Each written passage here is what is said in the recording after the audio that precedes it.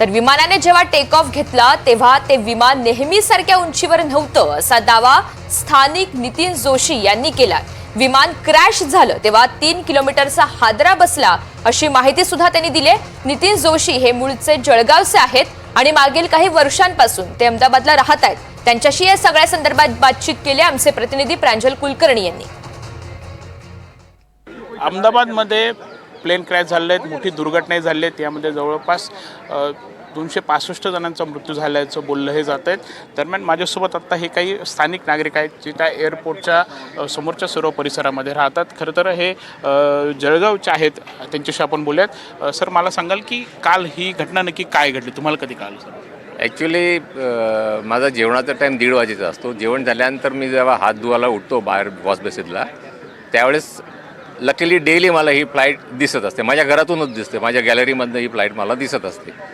तर कालसुद्धा मी ती पाहिली आणि पण मला थोडंसं असं डाऊट वाटला की काल या फ्लाईटनी हाईट काही बरोबर घेतलेली नाही आहे असं मला एका सेकंदासाठी वाटलं। कारण माझ्या घरातून ती जेव्हा फ्लाईट टेक ऑफ होते ती 1-2 सेकंदासाठी माझ्या गॅलरीमधनं ती दिसते।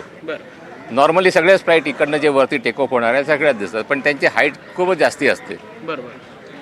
जी जवळ असते पण आपल्याला वाटतं की पण नाही, हाईट जास्ती आहे। पण कालची जी ही फ्लाईट होती त्याची हाईट काही बरोबर मला वाटली नाही, हे माझं ऑब्झर्वेशन होतं। परंतु जवळजवळ 30 सेकंदानंतरच मला एक ब्लास्टचा आवाज आला, जोराचा ब्लास्ट झाल्याचा आवाज आला आणि लगेच माझे एक रिलेटिव्ह इथे जवळच जॉब करतात, त्यांचा मला लगेच फोन आला की असं असं झालेलं आहे काका, तुम्ही लगेच टेरेसवरती जाऊन बघा म्हणे, फ्लाईट क्रॅश झालेली आहे। मला असं वाटलं की फ्लाईट क्रॅश म्हटलं तर एकच तर फ्लाईट आता इकडनं गेलेली आहे, टेक ऑफ झालेली आहे तर म्हणजे टेक ऑफ तर, पण नंतर मला एकदम स्ट्राईक झाला की नाही, हेच बरोबर असणार की हे आता जी ड्रीम लाईनर आता गेली, लंडनची फ्लाईट ही 2 वाजता जाते, लंडनची फ्लाईट। मग मला वाटलं की हे काहीतरी मोठा अपघात झालेला आहे असं मला वाटलं। परंतु इथे त्यावेळेस भयंकर गर्दी होती, त्यामुळे मी काय इथे येऊ शकलेलो नाही। माझ्या घरापासून जवळच आहे साईट, पण मी काय इथे आलेलो नाही। स्फोटाचा आवाज किती भीषण होता आणि कितपत म्हणजे हादरा बसला आवाज? अरे केवढा मोठा आवाज, आमच्या घरापर्यंत जवळजवळ 3 किलोमीटरपर्यंतचा आवाज झाला त्याच्यावर। हां, आणि एवढा मोठा काळा धूर झाला आकाशामध्ये की असं वाटलं की सूर्य एकदम गायब होऊन गेला। हां, आणि असं वाटलं की काळे वादळ आले, लगेच पाऊस येतो का काय। पण नंतर बघितलं तर एका साईडने तर म्हणजे इकडनंच सगळं या सिव्हिलच्या एरियामधनंच हा सगळा धूर येत होता।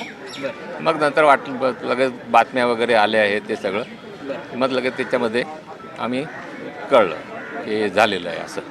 त्यानंतर बचाव कार्य किंवा काय सुरू झालं? सगळं बचाव कार्य तर लगेच चालू झालं, लगेच परिस्थिती सर्व आमच्या घरामधनं तर काय कारण मी स्वतः तर काही येऊ शकलो नाही इथे, पण आम्हाला लगेच ते सायरन्स वगैरेचे आवाज सगळे येत होते, याचे फायर ब्रिगेडचे, ॲम्ब्युलन्स वगैरे येते असं। आम्हाला तिथे माझ्या घराजवळनं सगळे ॲम्ब्युलन्स वगैरे ते सगळे रस्ता वगैरे सगळे बंद करून दिले ते, आणि फायर ब्रिगेडसाठी आणि ॲम्ब्युलन्ससाठीचे या लोकांनी एक रस्ता चालू केलेले होते।